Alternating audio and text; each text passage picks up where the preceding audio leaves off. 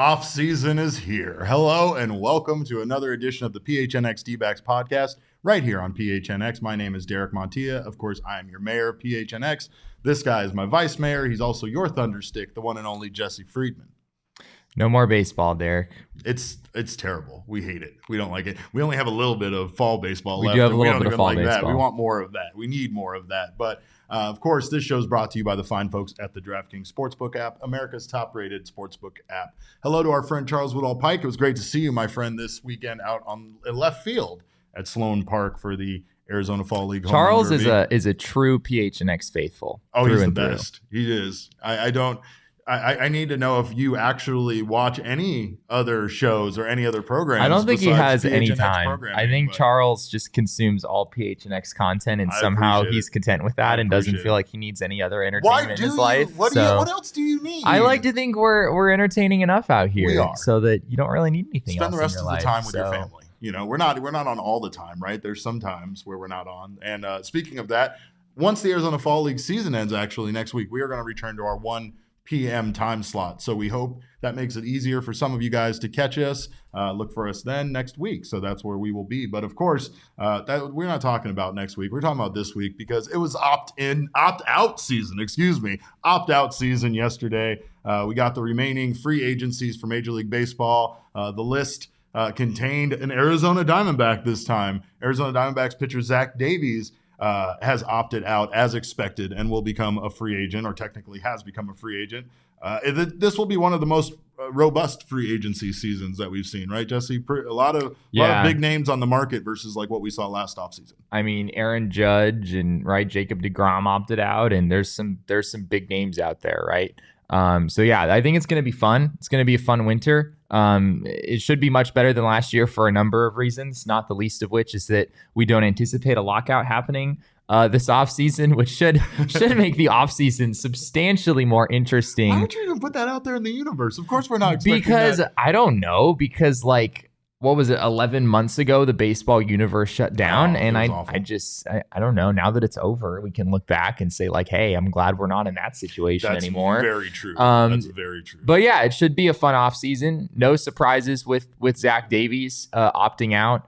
Josh Hunt says Zach Davies winning the Cy Young next year with the Dodgers, no doubt. What are you doing? I don't know if that certainly wasn't a surprise. Zach Davies opting out is something that our good friend Evan Thompson had reported a few weeks back. No surprises there. I think it was easy to see that coming from miles away. I believe his option for next year is for $1.5 million. And given that Zach Davies pitched to around a 4 ERA and was reasonably durable for the Diamondbacks this season, I know he had some incentives in his contract, and I think he wound up making a little bit more money because of that. But next year, he's worth more than that, right? He's still reasonably young. And outside of his 2021 season with the Cubs, Zach Davies has been a pretty productive pitcher throughout basically his entire career. So he's just worth more than 1.5, and no surprises there. It's possible we could still see him in a D-backs uniform. It's possible, but not likely. I think the Arizona Diamondbacks do have other options. And I mean, like you said, he was good for this team this season, right? Free agency is much like this beer right here, right? This beer was in the refrigerator. Look at it. It's all dented in. It looks like it might have been opened a little bit already, whatever, right? See, this beer didn't have a lot of value to a lot of people. They bypassed this beer. But to me, this beer has value. I love beer, and whether they're dented in or not, I'm still going to drink it. This might explode all over the place. I don't know. Might have no carbonation at all. This might be the grossest beer I've ever drank. See, that's what you get sometimes when you pick up a Zach Davies, right? You don't know what it's going to be. Is it going to be the dented in thing that was with the Cubs, or is it going to be a beer that... I think the analogy is complete, but it's very flat. It's a very disgusting beer. I would have. I failed in free agency when it came to acquiring this beer. That's what can happen with you. Yeah, but that's why I have 2 beers. See, so now this one sucks, and it's going to go over there and probably in the drain. And now I'm going to drink this one. So hopefully this free agent I picked up works out better for me. Right. So do you have a player comp for each of those beers? Oh yeah, there's definitely an incentive-based contract with both of these beers, and that one is not going to make the cut. But I'll tell you somebody who is going to make the cut. Trea Turner, who is a free agent, not only is hitting the free agent market as a big name, but he is hitting it in a spectacular way with a sizzle reel sent out by his agency, CAA, Creative Artists Art Agency, Creative Artists Industry Agency. I don't know. But anyway, it's too creative, right? They sent out a sizzle reel narrated by Jon Hamm to teams. Every team in baseball got this sizzle reel, and they really are trying to make him stand out, I think, because of obviously how robust this particular free agency class is. Yeah. I mean, I don't know. How do you feel about this? Like sending out a ridiculous. sizzle reel? Like, it's I don't know. ridiculous. I don't know. It feels like kind of a reach, like you're trying a little bit too hard. It kind of get like, oh, Trea Turner might not get what we want him to get in free agency. So let's go out there and send everyone this video, like do as much marketing as we can. Watch games. I don't know. Like you have scouts. You know what Trea Turner can do. You can look at his numbers and his WAR. There's no reason to send this out. It seems like the kind of thing that would maybe appeal to fans more than anything else. Like getting fans on board. This is a very Los Angeles, Hollywood produced thing that like, again, an agency that probably has a lot of actors also under it as well thought would help his free agency. I don't know. Maybe we're talking about it, right? We're not talking about Aaron Judge's sizzle reel, but sure. I'm just saying. But you and I aren't in a position to actually give the players these money that they want. Like the target audience is not us. Hey, at least it shouldn't be. This is what's happening in offices all around Major League Baseball. Did you see that Trea Turner sizzle reel? It's happening, Jesse. Whether it's a big deal or not, it's happening. I don't know, but there were a number of free agents or players that opted out to become free agents on day 2, which would be yesterday. Xander Bogaerts, Carlos Correa, Nelson Cruz, Jacob deGrom, Drickson Profar, Carlos Rodon, Robert Suarez, and Taijuan Walker all opted out yesterday. A lot of names from the NL West there, right? So that could be good to see them move on potentially out of the NL West. Or the one question I was going to ask you was, do we think we see any of these names potentially land in Arizona? Probably not. Yeah. I think Robert Suarez is interesting. He had a really, really good year for the Padres. Great story, international signing for them, and he really was spectacular this year for San Diego. We saw him in the postseason pitch really, really well. So he would be the one name I'm interested in. I do think he's going to get a pretty decent contract just based on how good he was this season. So he might be priced out of where the Diamondbacks are really looking, what the Diamondbacks are really looking to spend. But I don't think you're going to see Carlos Rodon sign with the Diamondbacks. I don't think most of those names. I just don't think it would make sense for them. What about Kenley Jansen? No. Not kicking the tires on him. Isn't Kenley Jansen like kind of sort of another Mark Melancon in some ways? Like that's why he seems like a perfect fit for this team to be disappointing as an Arizona Diamondback. I think he's a step above just in terms of, the career that he's had and the dominance that he's had at times. Mark Melancon's had some great years too. I think I would put Kenley Jansen in a tier higher than that. And he's coming off a good year, right? He had 41 saves for the Braves. He had a 3.38 ERA. So he was good. But again, you're going to be paying a lot for that just because of how big of a name he is. You're going to be paying more than you paid Mark Melancon. And I think the Diamondbacks are targeting velocity. That's a big thing that they're targeting here. And Kenley Jansen is not really a guy who fits that mold at this stage of his career. He doesn't throw, upper 90s. He doesn't touch 100 miles an hour at this point. So I would be pretty surprised if that's something that they considered. I think the reason why is because, again, the Arizona Diamondbacks don't seem very poised to do much in the free agent market. And it's one of those times where I don't hold it against them, right? This is going to be a crazy free agency period, and people are going to get paid a tremendous amount more probably than they're worth.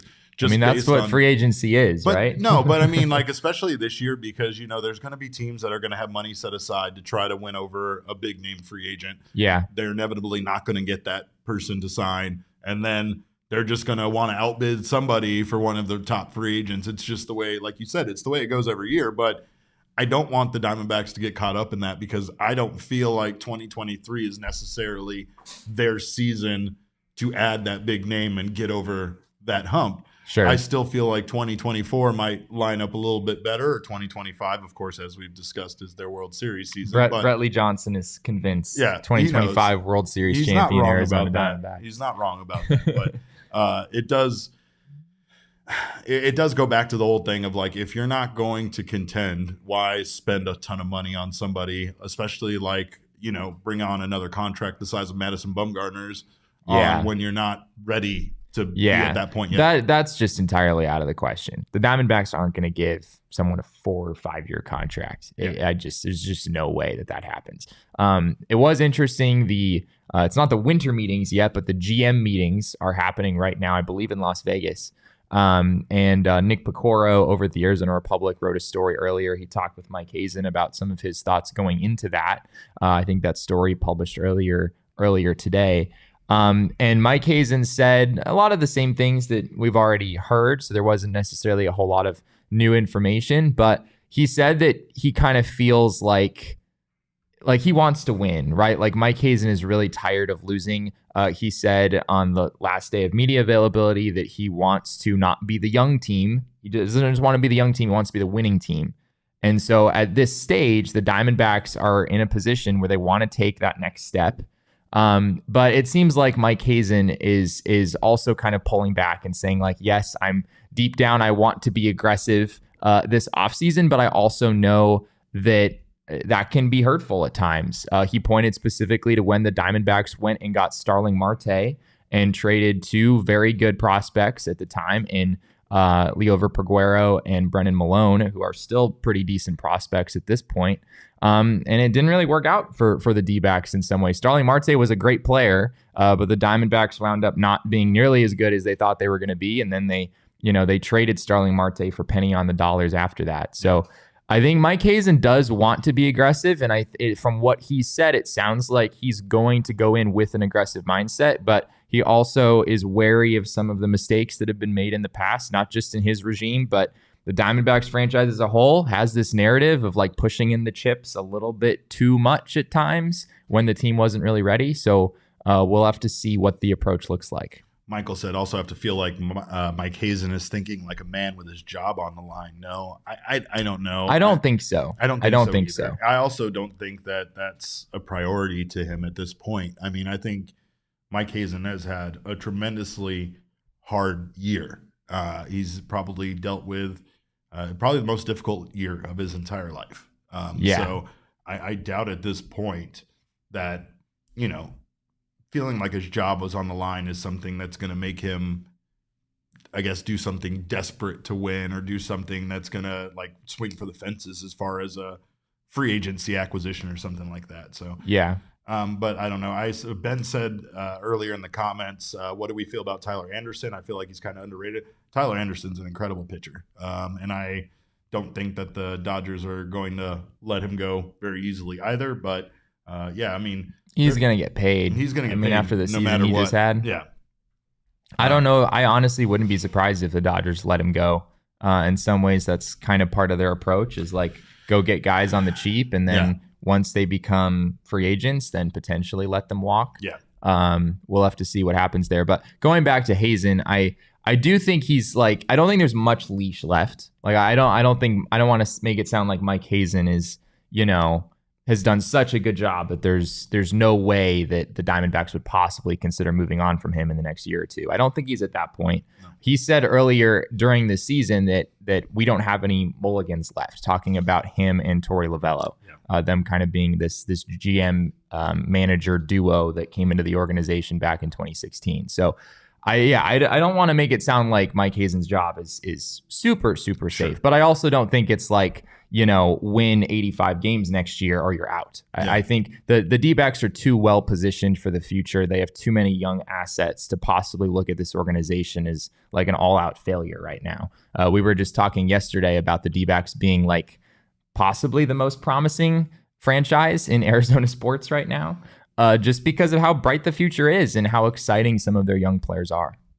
Matt Huff in the comments said Dodgers have said in some pressers they believe the farm is coming up sooner rather than later. Probably won't see a ton of big money moves from them unless that's posturing. Could be posturing. They have the money to spend it at any point. So that's one thing that they're never going to shy away from being in the talks for somebody. There's a good chance that they replace Trea Turner with Carlos Correa. So it's not right. They're going to downgrade if they lose a big player. Maybe they see something more in Carlos Correa. I don't know. Trea Turner has been incredible, and maybe his asking price is just going to be too high for the Dodgers at this point, where they might be able to get Carlos Correa a bit cheaper. I also think that the Dodgers haven't really had that much success with spending all the money on the big free agents. Don't get me wrong, they've acquired some amazing guys, and they've definitely decided to make Mookie Betts and Freddie Freeman a part of their, of their system going forward. But there was that story that came out about Freddie Freeman, kind of text messaging his team and such about like just kind of letting people down. And like, it's kind of crazy because Freddie Freeman has been an incredible baseball player. And I think that even when you get to a team like the Dodgers, sometimes you're such a superstar like him and Mookie Betts are, that even though it should be kind of spread out amongst everybody on the team, you do carry the weight of it on your shoulders because everybody's looking at you still as the best guy on one of the best teams, right? That's a lot of pressure. And I can understand where he's coming from, but it's also completely not necessary because Freddie Freeman is an incredible person and a baseball player. I think he's just going through a lot with the move from Atlanta to the Dodgers, and there's just a lot of emotions involved in that, Right.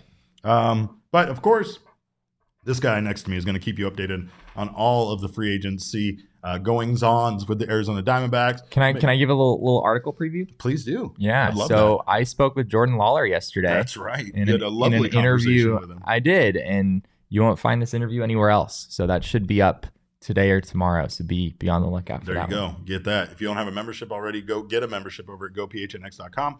You can get an annual membership, and you'll get a free t-shirt over at the phnxlocker.com, like this good boy Cody behind me. You can get whatever shirt you want. You also get yourself a discount over at the PHNX Locker as a member, either as an annual member or the month-to-month membership. Month-to-month members will get their first month for just 50 cents. And regardless of your membership status, you will get members-only access to our Discord, which is the best place to be an Arizona sports fan, as well as members-only access or invites to our events, special things we got going on, all sorts of calendar stuff. It's that we're always having fun around here. Home Run Derby was a blast, by the way. I want to give a shout out to everybody, Chris, Gabriel, our friend Charles Woodall Pike, everybody that came out. It was great to see you guys, and I hope we can do more stuff like that together, so make sure to join us. Also, if you're watching right now on the PHNX Sports YouTube channel, make sure to subscribe, like this video, sign up for notifications. That way you don't miss when any of our wonderful shows go live. And of course, if you're listening to us on your favorite audio podcasting app, be sure to subscribe to us there as well and leave us a review. We thank you so much for it. Your reviews to us are our awards. Your 5-star reviews every time feel like we got a Cy Young award, like we didn't get snubbed for a Cy Young award. And you know where I'm going with this, but award season is here also, just like the opt-out season is here. MLB released their finalists for MVP, Manager of the Year, Rookie of the Year, and of course, Cy Young. And there was no Zac Gallen on the Cy Young finalist list. The NL Cy Young is Sandy Alcantara, Max Fried, and Julio Urias. Jesse, what the fuck? Are you surprised? Did you think Zac Gallen would be in there? I did. Okay. I did. Did you? I was probably like 40-60, like 40% yes, 60% no. Okay.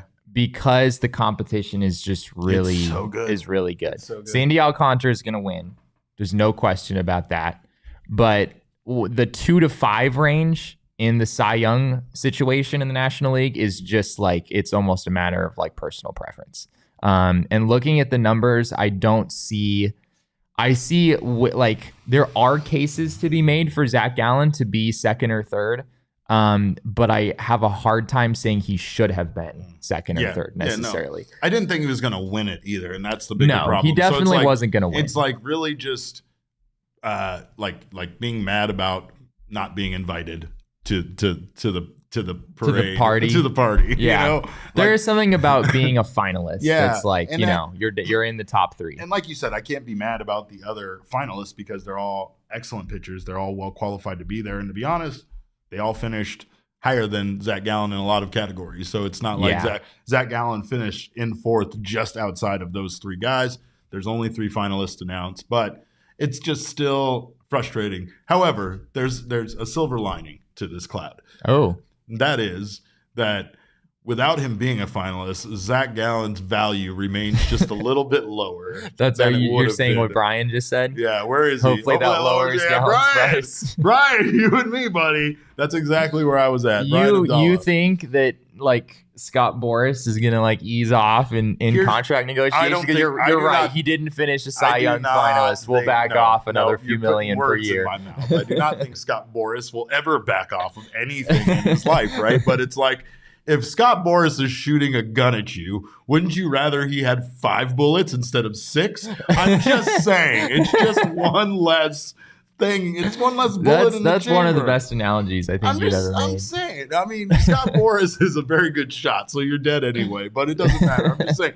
It's like Brian Abdallah says. It's a 1% discount. Whatever it is. It just, if he won the Cy Young, it would just add incredible value to him. You know what I mean? So it's like each little less achievement at least makes it a little easier for the Diamondbacks to hopefully sign him to a long-term deal, which is my goal, right? Sure. I think he deserves to be paid regardless.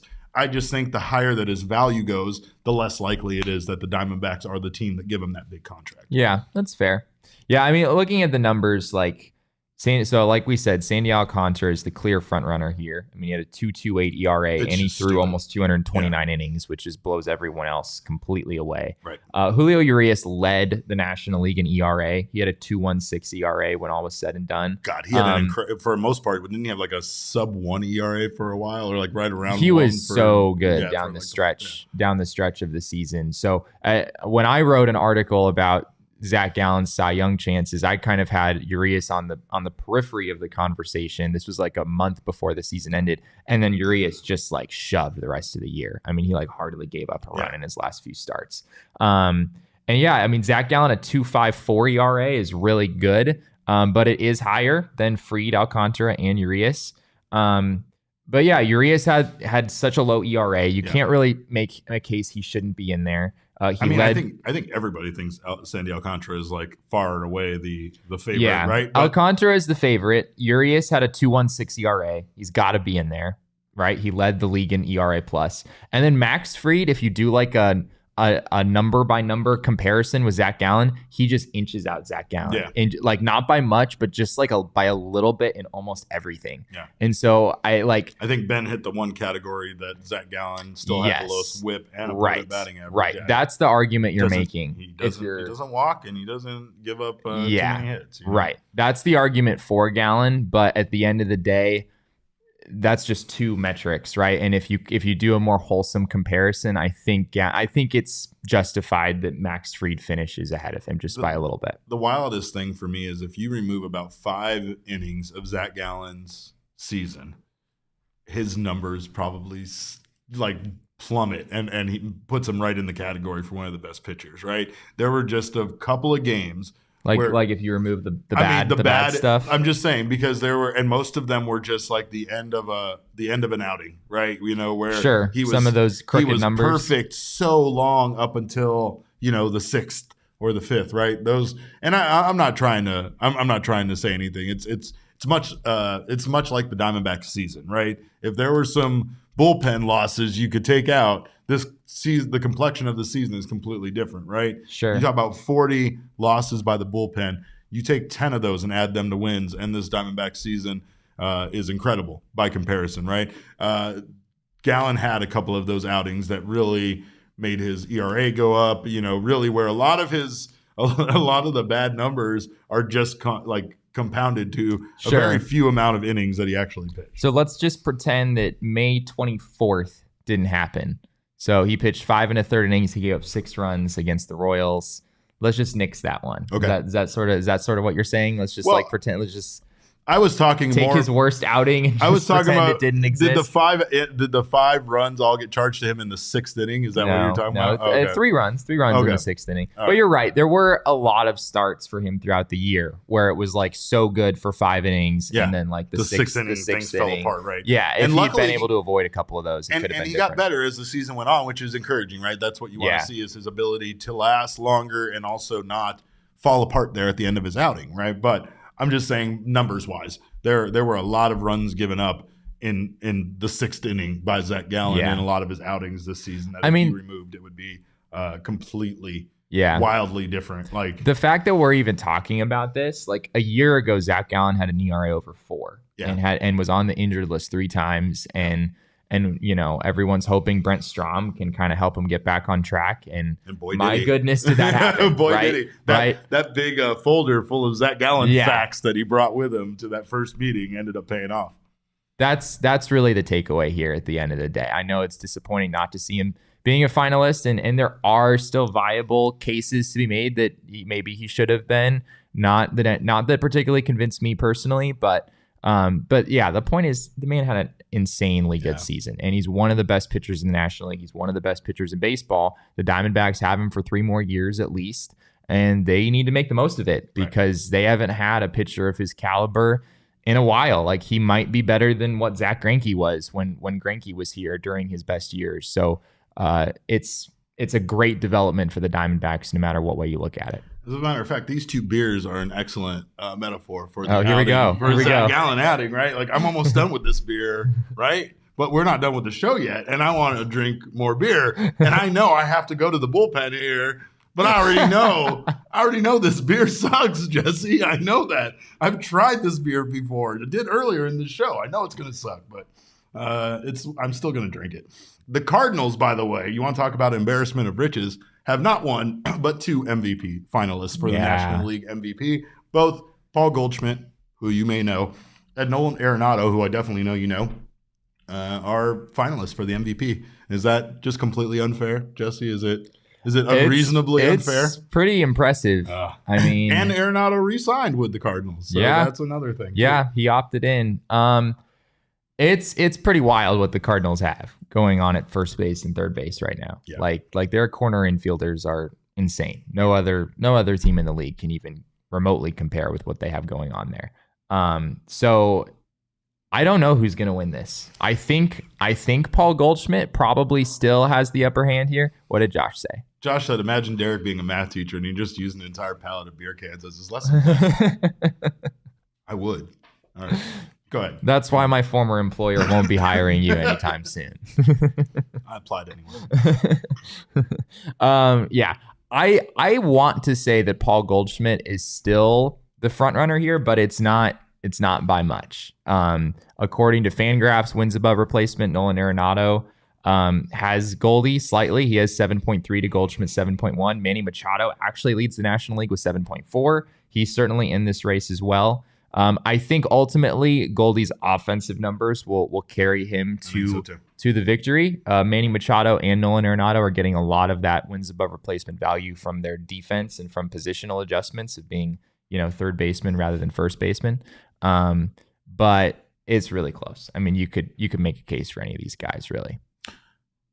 If Shohei Ohtani isn't the American League MVP, what are we doing here, Jesse? Oh, here we go. I mean, what are we even doing here? What's the point? I don't think that many people agree with that take. I fucking hate those people. Okay, give us your. Give us your what? Give us your what? The man nearly led the league in home runs and ERA. You mean he was like a top 5 hitter and a top 5 pitcher? Is that what you're saying? Yeah. True. Fair. Okay. But on the other hand, it's interesting. The Athletic did this article at the beginning of October where they asked a bunch of former MVPs, so guys who have won this award in the past, who would you pick for the American League MVP award?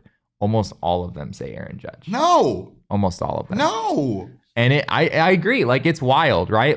If you want to talk about a player, like what could be more valuable than a guy who does both?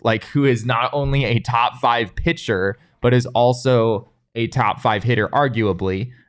Maybe the volume isn't quite there for him to quite take on that status, but he's at least close in terms of how many home runs he's hitting and how many plate appearances he's had. I mean, the numbers are insane. So it's hard to say. I would lean Aaron Judge. I would probably lean Aaron Judge, but I don't feel that strongly about it. Get out of here. Josh Sutton has MVP equals many home runs good. Yeah, I know. Shut up, Josh. I hate all of you. Shohei Ohtani is just a once in a generation talent. I don't know. Are you gonna give it to him every year? Every single year. Yeah. Every single year he performs this well, both in hitting and pitching. Yes. Yes, if you're going to perform, I have a hard time be a top arguing with 5 that. pitcher and a top 5 hitter, then yes, I'm going to give it to you every year. Sorry. I think voters get bored of like voting for the same guys over and over and over again. I'm sure they felt like that about Michael Jordan, but shit doesn't change. It doesn't make a difference. The only difference there is that Ohtani isn't on a winning team. And I think that is such a big factor when you talk about the most valuable player. What value are you adding to your team? Well, to be fair, Ohtani adds a ton of value. The Angels just suck. However, the Angels were in first place for a period of time this season over the Houston Astros, just saying. The Angels also have to invest a lot of money in keeping Ohtani, right? Inevitably. So thus, that also challenges their ability to put a roster around him that could be a winning roster, right? So it really it makes it hard because he is such an incredibly valuable player. And there are so many teams in the league that would pay out the nose for him to come be a part of their roster. That will pay out the nose within the next few months. Yes. Talk about his agent. Talk about Scott Boras. Talk about an agent, rubbing their hands together. I'm sure Ohtani's agent is on fire right now, waiting for that. So this is what Mookie Betts said about this. He said it's all subjective, really. But for me, I would say the best player and the most valuable player are two different things. I mean, nobody can argue that Ohtani isn't the best player. Nobody does that. He's hitting, going 2 for 4, 2 for 5 with homers and RBIs, and then throwing 8 innings. You know what I'm saying? He's the only one that can do that. But most valuable player is most valuable to your team, and nobody can really argue what Judge is doing, kind of carrying his team to the playoffs. So that's two completely different things in my mind. Yeah, if I had to vote, it would be Judge. That's the words of Mookie Betts. I don't care what Mookie Betts says. Get out of here, Mookie. Anyway. Shohei Ohtani, your AL MVP in my mind, at least, in my heart. By the way, we've talked about this. Of course, our friends at OGs and us here at PHNX, thanks to my negotiating, have come to agreement on a new deal. So you're the one who negotiated that. Well, okay, here's the thing: is as a mayor, my job is to be diplomatic and get two sides talking. And to be honest, it was mostly about my favorite strains and doses that OGs has to offer, my favorite flavors. But Jesse, I was strategically aligning us in a way where those conversations would happen, which is what a good mayor does. A good mayor makes it not really look like he's working, even though he's busting his ass. And that is this guy over here. But of course, we thank our friends at OGs. We're so excited for our new deal with them. And of course, make sure to try their wonderful selection of OGs gummies, especially their Sleep Edition gummy in Aquaberry. Thanks to Aquaman for that, by the way. They are a wonderful blend of THC and CBN, which is a compound that helps you not only fall asleep, but stay asleep. So check them out at your local dispensary. Must be 21 years or older to enjoy. Find them online at ogsbrands.com or on Instagram at ogsbrands. And also, DraftKings, helping you win money, helping me win money this weekend, betting against the Cardinals. Reluctantly, but still, I made my $100. Unfortunately, it's become a pretty good strategy. It's much like the Coyotes. It's probably what you should be doing. Just because your team loses doesn't mean you need to. New customers can make any $5 NBA moneyline bet. Speaking of losing, what the hell is with the Suns, brother? Yeah, that was rough last night. That was rough, but I can't even tell you to bet on them right now. But you make your decision over at DraftKings Sportsbook. If you get your money line bet, you win it, you'll get $200 in free bets instantly. You can also boost your winnings up to 100% with DraftKings stepped-up same-game parlays. It's this simple. Download the DraftKings Sportsbook app wherever you get your apps. Use promo code PHNX and get your $200 in free bets should your $5 NBA moneyline bet win. That's promo code PHNX on the DraftKings Sportsbook app. Minimum age and eligibility restrictions apply. See show notes for details. Yesterday was a celebratory day for the Houston Astros, Jesse. They celebrated their World Series parade, 21 years to the day of Arizona's only championship parade. And of course, you know who brought you that. We did. Wait. Yeah, it was you and me, right? Yeah. We did that. But of course, there was a lot of talk about the crowd in Houston that was in attendance, mostly Phillies fans trying to, stomp on the Astros' joy. Phillies fans aren't going to long forget what happened in this World Series, and I think the Astros are going to be very high on their list for, a long time. But according to reports, there was over 1 million people in attendance to the Houston Astros parade. It's wild. Their chant that I didn't understand was the "We Want Houston" chant, which Jesse kind of enlightened me about, where it was Yankees fans apparently chanting "We Want Houston" after they won their division series. It sort of became a rally cry for Astros fans. It wasn't a good. That's not a good. That's not a good look, right? No, like in our group chat at work, Bo Brack is facing Kirsten Sizzle, and for did I get it right? That's no, it's Susel. Every time you say her last name, I have to correct you. Susel. No, it's not Sussel. It's not Kirsten Sussel. Susel. Susel. Yeah, I know. Anyway, here's the thing: is that she was on TV? Like, come on, Derek. They're fighting for last place in our league, and of course, Bo Brack had to talk trash about Kirsten prior to the game being over, as they were facing each other, and Kirsten won at the last minute. And of course, the trash talking might have been a big reason why he lost, just if you believe in karma, if you're a karma believer. And that might have been what happened to the Yankees here. So the Astros fans have turned their "We Want Houston" chant into their own rally call, which they have enjoyed not only through the World Series, but I've seen World Series winner shirts with "We Want Houston" on them and such. They're really taking this to the extreme. But of course, they also recreated their hat returning video that went viral in 2017 when they won their last World Series. This is them returning a hat. You'll see it here in a minute. There it is. There's the hat going up. It's probably like level 3 right now, level 4. Jesse, what are your thoughts on this being part of the celebration? The returning the hat to the guy on the top level at a parking garage being a tradition. Odd. It's a weird tradition. It's weird. It's a weird tradition. Like, it happened and it was cool, but now you're kind of making it into something else. Maybe am I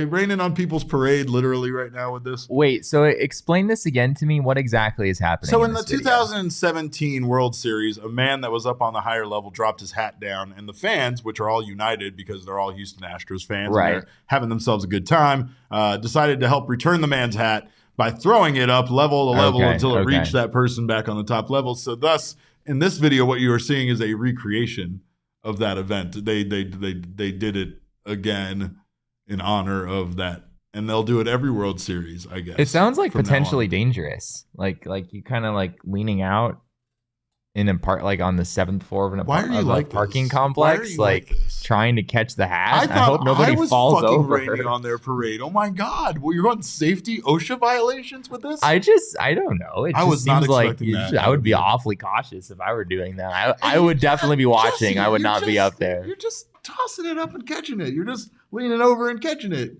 Is that really that dangerous? I mean, I guess it depends on who you are. Now you're making me feel bad. Now you're making me feel bad. But here's the thing: is at least when we celebrated our parade, Ben agrees with me. There was nobody. No, stop, Ben. Don't. It's like semi. Like, it's not crazy, but it's semi-dangerous. Like, you would have to lean out a pretty decent ways in order to be able to like see the person above you. I never want to go to a strip club with you ever. You're never going to let me have any fun at a strip club if we went to one together. I just know it right now.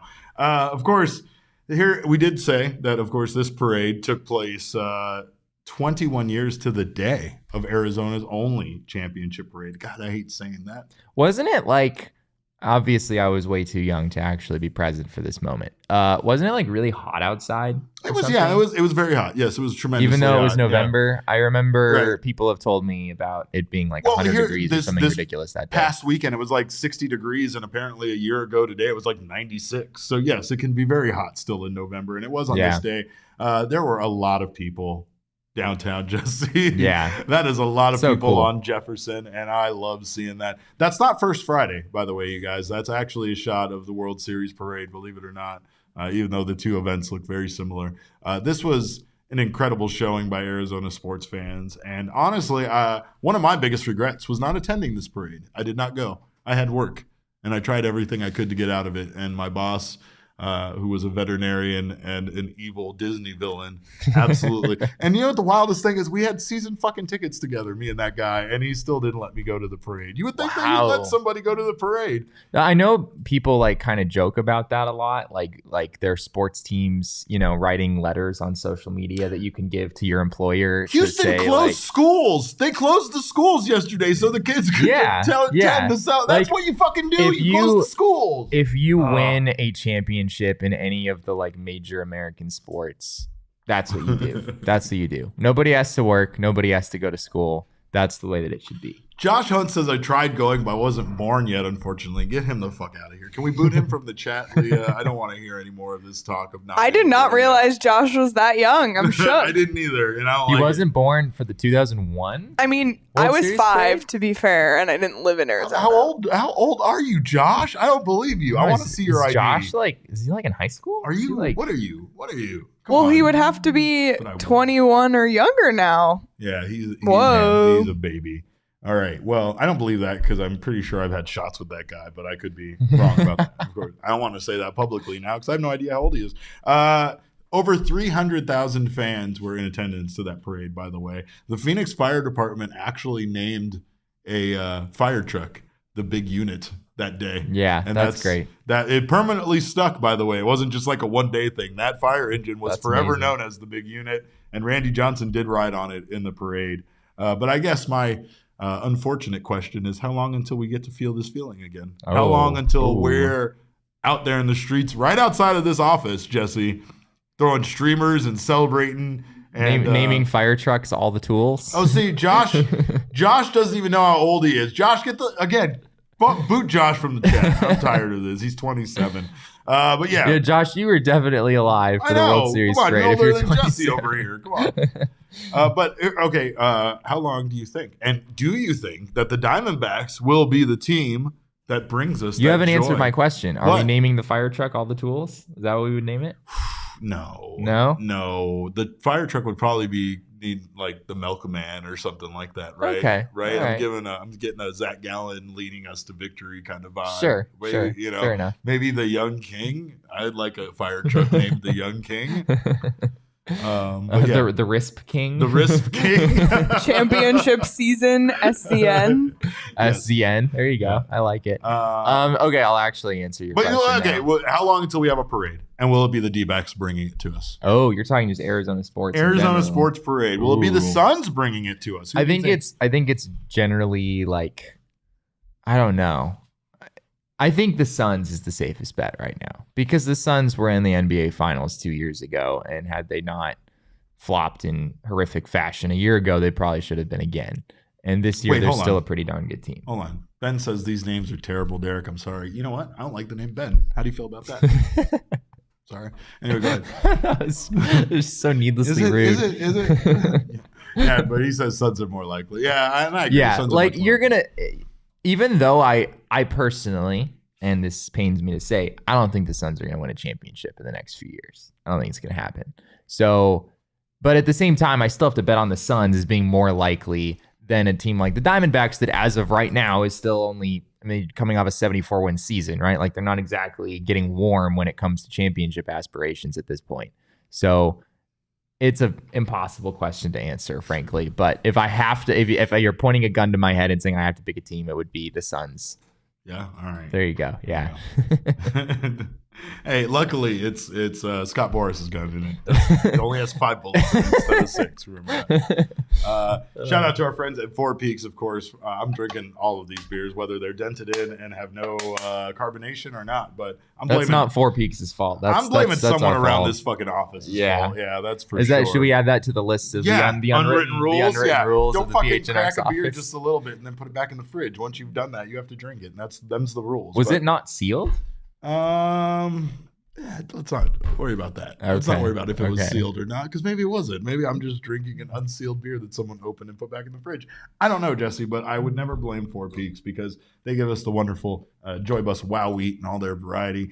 We're also teaming up with them for our to host all of our U.S. and Mexico World Cup matches at their 8th Street Pub. Of course, the A Street Pub is the best place to be. It's the best place to get chicken tenders. Also, enjoy beer specials, giveaways, guest appearances, and so much more. Check the link in the show notes to register for free. That way we have an idea of how many people are going to come. Four Peaks, I don't know if you've been to the A Street Pub, but it's it can get pretty crowded pretty fast. So make sure to register if you're going to join us. Must be 21 years or older to enjoy their beer, and enjoy responsibly.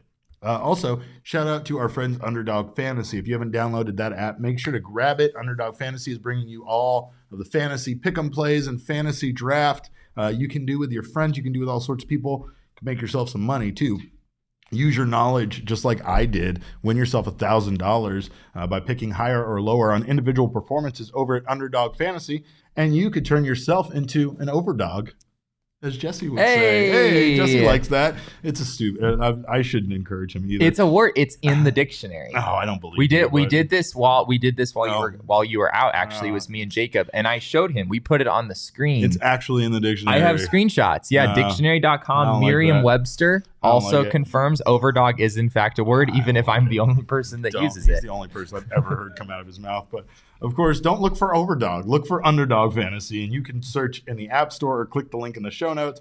Sign up with promo code PHNX, and Underdog will match your first deposit up to $100. Of course, again, that's Underdog, not Overdog. That's Underdog Fantasy. Use promo code PHNX and get in on all the action today. By the way, before we head out, we want to give a quick shout out to, I guess, some friends from the organization. They are our broadcasters for the Amarillo Sod Poodles, and they're also the great-grandsons of the legendary Harry Caray, the Caray twins, Stefan and Chris Caray, who both broadcast for the Amarillo Sod Poodles and are twins and are probably very sick of getting confused for one another. Yeah, that's at this point. I'm sure. I'm absolutely sure. We would have them on as an interview, but I bet they don't even want to do interviews together anymore. I wouldn't want to be in the same room as my twin brother, and I don't know how that works. And we wouldn't know who's who. We wouldn't know who's who. They could totally do that to us. But no, they're great. They're great. If you've never tuned in to an Amarillo Sod Poodles game, it's absolutely worth it. They're both on the mic, and it's funny. Like, it's a funny dynamic with, two people who are literally brothers, who are literally twin brothers, right? Just like their chemistry with each other, and they're kind of funny, and I think they do a really good job with that. So. I did not know the broadcasters for the Sod Poodles were twins. So when I was listening to it one time, I thought, wow, these two guys, it's like there's just one guy talking. I literally thought that at times. I think their voices are different enough that I do think you can distinguish between their voices. They do a great job of calling the games together. You can tell their chemistry. Obviously, they've had a long time to work on it, but their chemistry is very great. So real talk though, like, would you want to have like your dream job with your twin brother? See, I don't know, because I have had friends that are twins, and they were not, I don't want to use the word weird, but they were very much okay with being twins, and they very much they were very close and enjoyed each other's company and wanted to do stuff together. So I'm just impressed. I feel like I love my two older brothers, but like doing that with working with them on the mic. I'd kill them. Yeah, I don't think that's something that most siblings could possibly handle. No. So I am very impressed by it. They're also 22 years old. Yeah. So it's wild what they've been able to accomplish at that age. And obviously they have some family pedigree backing them up, right, in their careers, but they're genuinely very good at what they do. So we'll have to have them on the show at some point. Pugs and Hugs in the comments says, I dated triplets. That's fascinating. All at once? we need to chat about I want this. the backstory, but I also don't want the backstory. No. I totally want the backstory on that. But of course, again, shout out, happy birthday to the Caray twins, Stefan and Chris. And shout out to the Amarillo Sod Poodles, who, by the way, make sure to keep an eye out for Jesse's upcoming minor league videos featuring Brandon Fott. We're doing it. We're giving the reveal. We're giving the reveal. Preview. So make sure to join us again tomorrow. In the meantime, you can follow us on Twitter for as long as we are there. I don't know how much longer Twitter is going to last, but until it burns to the ground, I am at @cap_caveman with a K. Jesse is at Jesse N. Friedman. Our show is at PHNX_DBacks. Please follow us. We're somehow losing followers. I don't know what's going on there. And pretty soon we're gonna have to give like our LinkedIn page because Elon is getting rid of people Elon's left getting and rid right. of people left and right, and he's just removing our followers. But make sure to follow us over there, and of course, all roads lead to @PHNX_sports on Twitter, Instagram, and Facebook. Again, we thank you guys for joining us in the chat. We always thank you for being here. On behalf of Leah, Jesse, and myself, we thank you for your time. And remember, kids, baseball is fun, but it's so much more fun when you play it without your twin brother.